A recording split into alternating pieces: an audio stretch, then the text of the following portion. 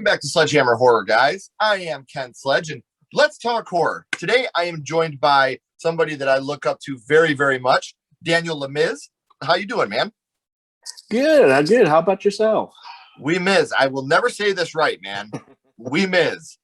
There we go. That's okay. Everybody always gets it wrong. For those of you that don't know about Daniel, he does the Gorey Bits YouTube channel. Something that I think you guys really should check out. Let's start a little bit before that, though. Back in the mid-2000s, Daniel ran horror-fanatics.com. And what that was a website that wrote news articles, reviewed horror movies, things of that nature. Now he's gone more into the YouTube side of things. Gorey Bits features the best and obviously the most gruesome parts of all of your favorite horror films. It's dedicated to bringing out the best of horror and bringing everybody to the genre. And just recently, he started to redo his movie reviews, doing movie reviews again. So what can you tell us for the people that don't know about your channel? What can you tell people a little bit that I haven't already told them?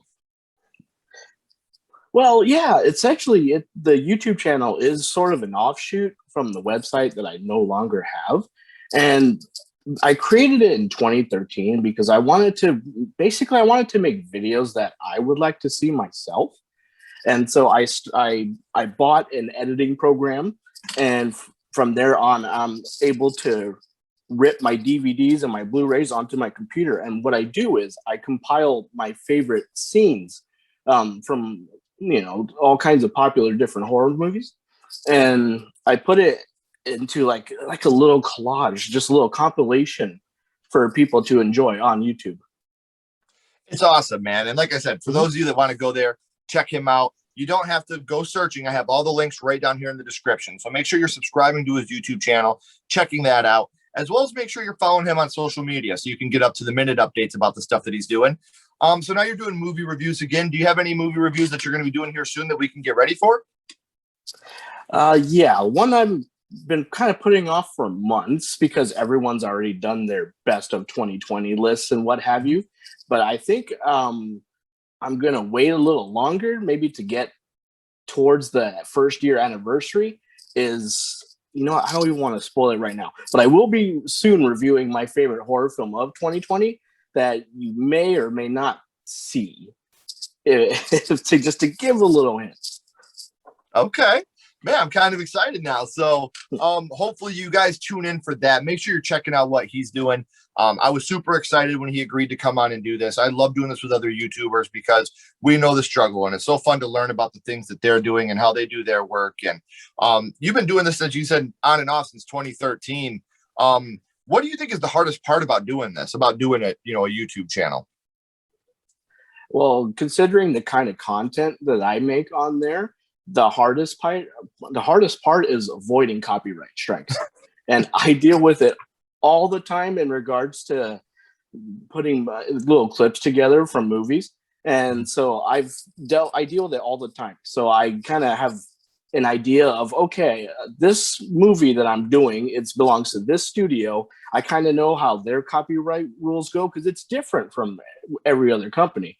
So if I try to do something, say, for example, I try to do something Godzilla related, and that's usually with Toho company, that's usually an instant strike for me. And I know I can't really do something like that.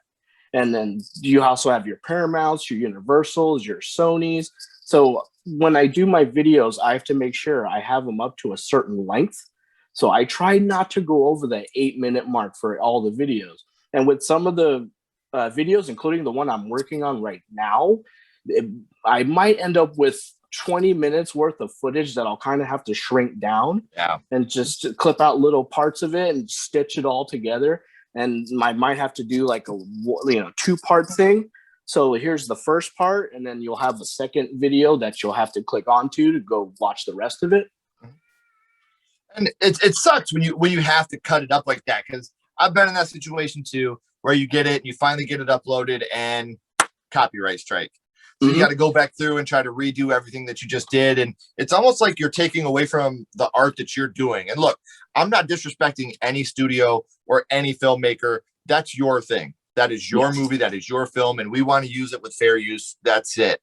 But it does get frustrating for someone like us that I do look at this and I get proud of these episodes when I look back and I watch the guests and I watch the movie clips that we talk about, like it's something that we're proud of. I would never want to take money away from a studio. You know, I get that that's their livelihood too, but I want to turn people on to these things that they're doing and show them how great that they are. You know, I don't want to take money away. I want to give it to you. Yeah, exactly. And usually, like, I don't make money off of my channel. I get asked often a lot. I don't monetize the stuff. The stuff that I do, I can't really do that unless I do it like with my reviews and such, where I'm allowed to use trailers in some of my reviews. But it was never my intention, really, whether it was from my old website or with the YouTube channel I have now. Money wasn't ever really a factor when it comes to creating this kind of content. I love the genre so much. I have like this thing where I have like horror in the brain, like 24/7. It's all I think about. And I just want to help I want to help the genre grow. Right. So money is no factor in it for me whatsoever.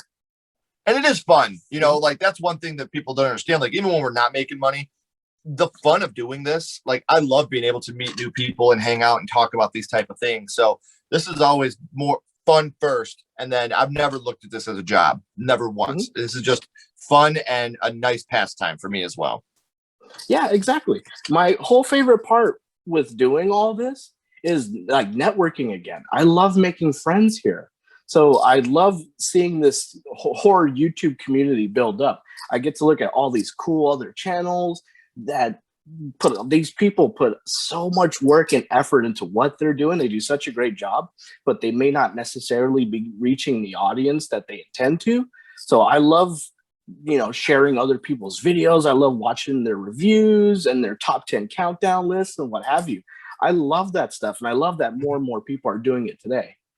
Well, especially with, quarantine, we weren't going out and doing anything. So that's how I discovered a lot of my favorite YouTubers was just hanging out at home watching. And I've gotten to luckily become friends with some of these people that I look up to and I watch their videos every day. And now you're one of them. You know, me and you have been talking more often and I watch your videos and this is a fun escape for me to be able to finally get to meet you and talk to you. So before we get started on this, thank you again so much for coming on, man.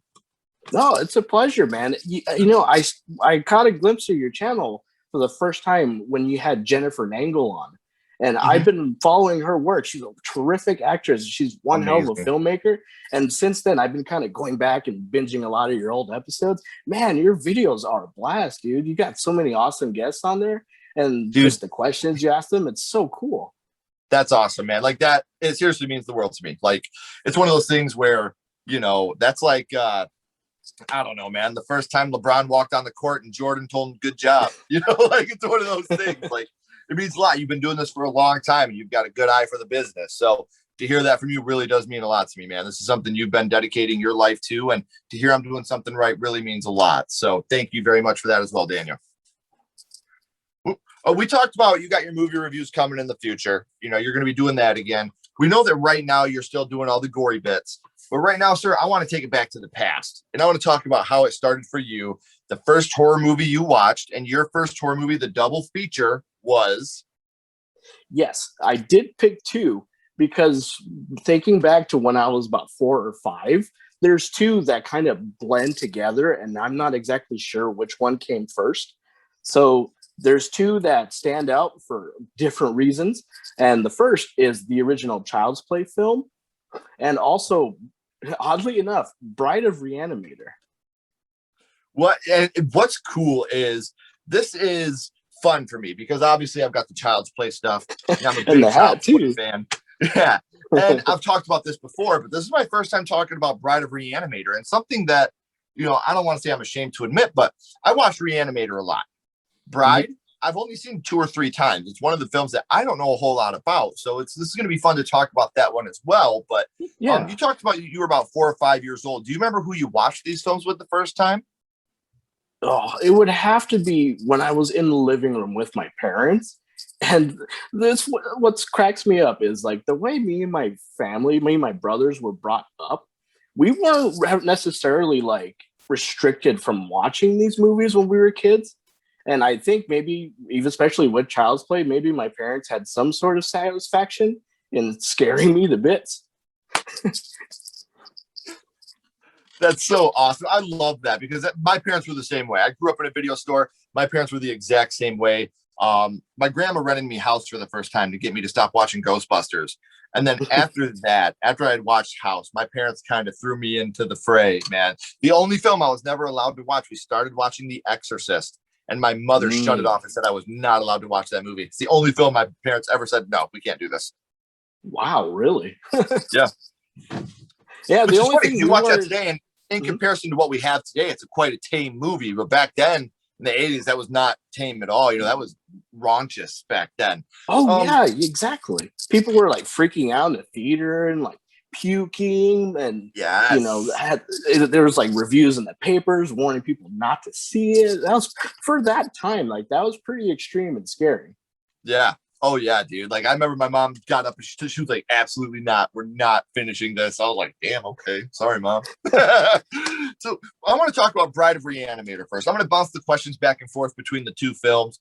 In Sure Bride of thing. Reanimator, which scene was it that affected you the most? I think what affected me the most, especially seeing it at such a young age, is just the imagery of Dr. Hill. As most of you have seen the original, Dr. Hill winds up getting his head cut off. And then somehow he gets his head smashed and thrown against the wall. And yet he reappears in part two. And with the green serum, he was able to come back. That was the first time I had ever seen anything like that when I was a kid, just tripping out, looking at the screen. There's this man who has no body and he's talking for some reason. Like, this is so crazy. It's funny because one of the things I always remember, I watched Bride at a young age. I rewatched it recently when we talked about this, but one thing that always stuck with me was when they attached the bat wings to his head. And you see the head flying around with the bat wings on it. It looks so comical now, but back then that was scary as shit. Because like you said, this is just a head and it's talking. And one thing I love about Bride of Reanimator is it really is a throwback to the Universal monsters. The Bride of Frankenstein and a lot of the things from the Universal monsters they brought, I mean, almost directly, like when she sits up for the first time, which should have been Barbara Crampton. Yes. But when she sits up, it's that whole Bride of Frankenstein thing, man, and it's so beautifully done. Now let's bounce over to. Go ahead. Well, Go ahead. I was just gonna say, I'm actually my next best of video that I'm working on right now is actually Bride of Reanimator. So I haven't seen this movie since I bought it on DVD like more than a decade ago. And so I'm picking up on those same elements. It's like, wow, they're paying tribute to the classic Universal monster movies, but they're also doubling down on like the blood and the gore. Oh, yeah. There's definitely a lot of gore in this movie. Well, you wouldn't think there would be. I mean, like Reanimator was pretty slashery, man, but there's blood in this movie, man, for sure. Oh yeah, they take it to a whole nother level with Bride. Yes, they do, man. So I want to bounce over to my little dude Chucky, talking about Child's Play. When you think about Child's Play, what is the first thing that pops into your head? The first thing that pops into my head when I think about Child's Play is Maggie's death. Okay. Anytime I think about it, that's the first thing that pops into my mind. Just that whole scene where she gets hit in the face with the little toy hammer and she falls back, she falls down the window, and you just see her just go down and land on a vehicle. It's pretty extreme. Yeah. And at this point, you haven't seen Chucky move yet. And even here, all you see is the hammer. You don't see his arm. You don't see anything. And they're conceivably playing it like this could be Andy with Chucky telling him what to do. It's like the first time you see this movie, you're not 100% sold that this is Chucky yet. Yeah, exactly. It plays on the idea that like, is it really the doll is what this boy is saying? Or everything leading up to that, you could think, oh my God, this kid might be out of his mind. He might be murdering people. Right. Because even you see the good guy shoes in the flower, and the detective, he's just like, some pretty small shoes. Like yeah, you see the little shit, designs of on the PJ sneakers. Like, putting two to two together. Yes, man, it's so awesome. Okay, so let's bounce it back over to Bride. What is your favorite scene from Bride or Reanimator? My favorite scene in Bride of Reanimator is when Herbert West is kind of testing his theory on basically taking other pieces from bodies. And there's a scene in the movie where he takes fingers and he puts it with an eyeball, and he puts his little green serum on it, and he makes this little itty bitty creature with fingers and an eyeball looking like. Seeing that at such a young age just really tripped me out. Yeah, man. And it starts moving around. Like it ends up going around the house, like almost like Cousin It's or not, or what is it? Thing. Almost Thing exactly. style. It becomes like a little pet. It's so crazy. Yes, man. I love that shit. Even watching that now, like you see it, it looked awesome. Even now to this day, it looks so cool with the eye on top of it, because it's not a hand, it's fingers. Like you said, it's not like you took a hand and put an eye on it, it's just fingers. And it looks so dope. Even today, even watching it now in high def, like the effects still look great. Mm-hmm. So I'm going to bounce you back over to Child's Play for another question real quick. What is your favorite kill from Child's Play? My favorite kill from Child's Play? Let's see. If I had to pick one, the one that cracks me up the most is when there's that scene where Chucky's going to the, I guess it's like a mental hospital where they're keeping Andy, and the doctor, Andy's frantic because he knows that Chucky is coming. And so the doctor sits him on the little table and he's trying to calm him down. And then Chucky comes in and like stabs him right on the leg. And the doctor's like hurt on the ground. And Chucky puts like the little device over his head for the electroshock therapy. And then he turns the knob and he just fries him until he's like black. Yes, man. I love that shit. And that's not one that gets talked about a lot. It's always Maggie. My personal favorite is John. When he's got the voodoo doll and he's breaking his legs and breaking his arms. Yeah. You shouldn't tell people where you hide these things, John. Like, that's so great. I love that shit. So now I'm going to ask you a question that I usually don't ask people because I don't really have people that bounce between two movies, and very, very rarely does this happen. So out of Bride of Reanimator and Child's Play, which one had the bigger effect on young Daniel? Child's Play, easily. Bride of Reanimator, mostly the imagery of seeing a headless, a talking head with bat wings later on in the movie. That's crazy. But Child's Play, the one scene, oh my goodness. So just to let you know, when I was about 4 or 5, I had a My Buddy doll when I was a kid growing up. And I watched the scene where Andy's being he's being questioned by the police, so they have him there. And then the mother in the film, she brings Chucky back home to the apartment, and she's starting to think like, oh my God, my son might be out of his mind. But then she's looking at the doll, at the box, the good guy box. And all of a sudden you see the batteries fall to the ground. Yes. And to me, that's where the movie like takes like a turn and it becomes something completely different. And then you're like, oh, you realize, oh my God, this doll has been talking this whole time without batteries. So she goes slowly into the living room to try to find the Chucky doll. And she picks him up. And then she opens up the back where the batteries should be. And there's no batteries. And he does that like head turn. And he goes, hi, I'm Chucky. Want to play? Oh, that terrified me so much as a kid. So bad, in fact, that after watching that movie, I threw my buddy doll. I had it and I threw that little shit down the stairs. And I begged my parents so bad, get rid of it. Get rid of it. I don't want to be anywhere near it anymore. Just get away from me. And that part to me is that, like you said, that's the turning point of the film. That's one of the most iconic scenes to me, when she grabs it and then she says, I said talk to me, damn it, or else I'm gonna throw you in the fire! You stupid bitch, you filthy slut! Did you fuck with me? This is the point where shit is going down now. Oh yeah, exactly. It's so terrifying. Yes. So, Daniel, we talked about the first horror movies that you watched and how they affected you. But now, my friend, as always, I want to go scream on you here for a second. What's your favorite scary movie? What is your favorite horror movie of all time? So, my top 10 list in general tends to fluctuate throughout the years. So they kind of shuffle around, especially when I watch new stuff. And I was like, okay, that's going to be my number 5, you know, etc.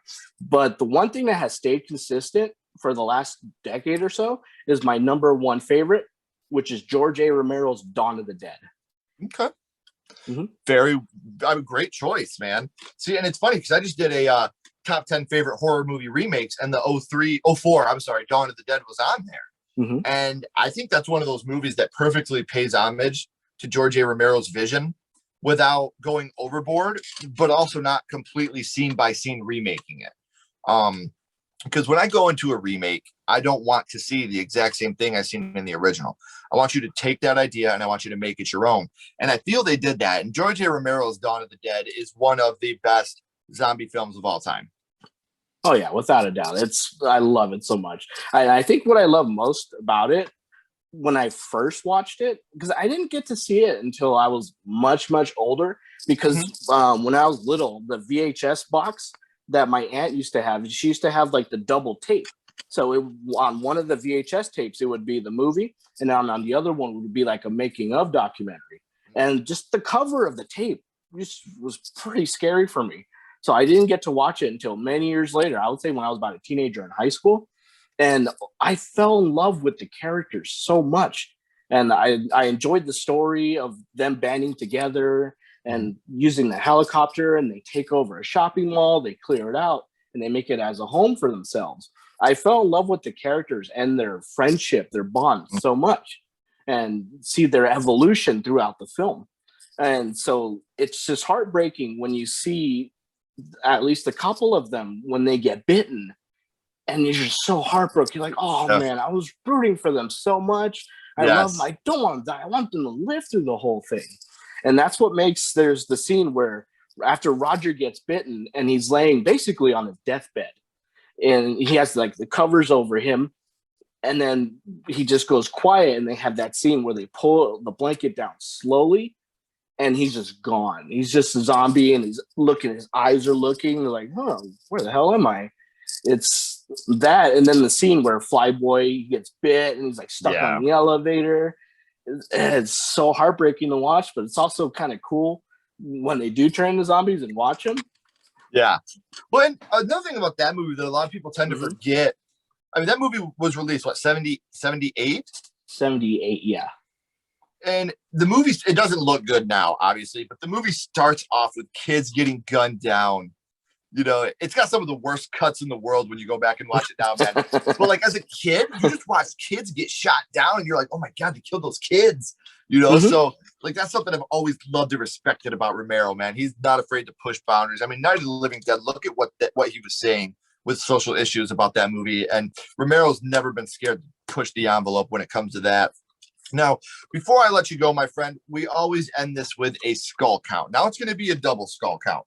We're going to go back to Bride of Reanimator and Child's Play, and we're going to rank these 0 to 5 skulls, 0 being the worst, 5 being the best. Now, we're not being critics. We're not judging them on production, acting, nothing like that. We're judging these just specifically on what they meant to you and how they affected you as a child. So let's start with Bride of Reanimator. 0 to 5 skulls. What would your ranking of Bride be, my friend? All right. So usually when I do like my reviews, I do like a 1 to 10 scale. And if you actually convert that to like a 5-star, or in this case, 5 skull rating.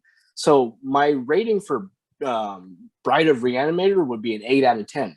And if you take that and convert it to a skull, that'd be 4 out of 5 skulls. Right.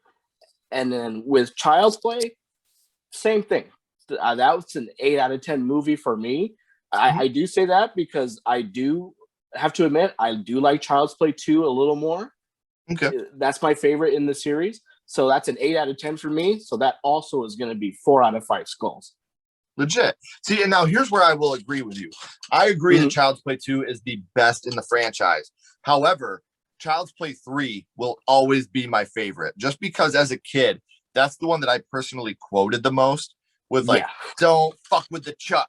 And, like all the stuff that I would quote, presto, you're dead. Oh, yeah.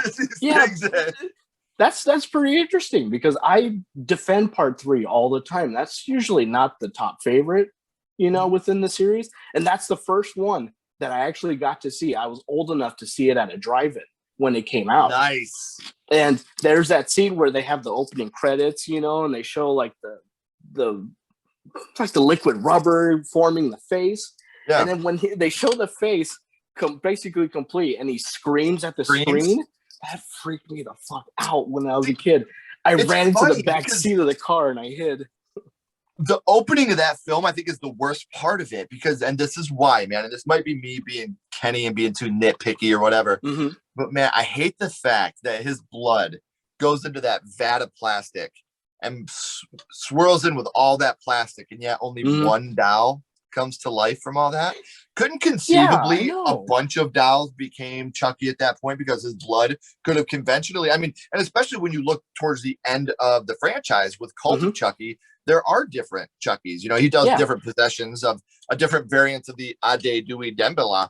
But I mean, with that original Child's Play 3 with the blood in the vat, conceivably, there should have been more than one Chucky out of that because all that blood didn't go into one doll. And you know what? That's funny because that was actually supposed to be in the original script when it was written. Don Mancini had the idea of having multiple Chuckies in part 3, and that, for whatever reason, I don't know if it was due to budget constraints or what have you, but they just kept it to one doll. But you do see, if you've watched all the films, in the latest one, Cult of Chucky, he does take that idea, and that is in the movie. I loved Cult of Chucky. Look, I don't think it's an amazing movie, but again, I laughed a lot in Cult of Chucky, but it was also very gruesome. It was very brutal. The drill to the head. But like when you got the 3 Chuckies standing there and he's like, I've never felt so alive. He's like, we've only been alive for like 30 seconds. And then they all start laughing. You have 3 different Brad Dourif laughs going on at one time. It's so fucking perfect. But I'm also in the minority. Before I let you go, I want to get your opinion on this. The Child's Play remake, my friend. What are your opinions on the remake? Oddly enough, I still have not seen it yet. Really? Yeah, I don't know. After it came out, and I was getting a lot of mixed reactions from everyone, but I will admit I still haven't seen it yet. Here's the thing. I just did a list of my top 10 favorite remakes as well. Spoiler alert, Child's Play the remake is number 2 on that list. That's how good this movie is to me. They take it and they make it their own. And people were, there's no Ade Dewey Dembele, there's no Charles Lee Ray.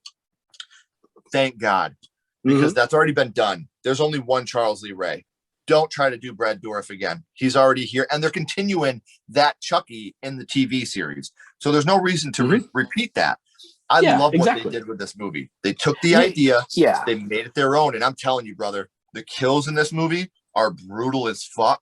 There's good, like, comedic breaks. The cast is great. I would strongly recommend checking it out, man. But look, the doll looks fucking stupid. Sure, I'll give you that. The doll looks fucking stupid. But hey, Mark Hamill does the voice, doesn't he? He does, and he does it. Yeah, who doesn't man. love Mark Hamill? Yeah. And it's funny because when he asks him, he's like, "What's my name?"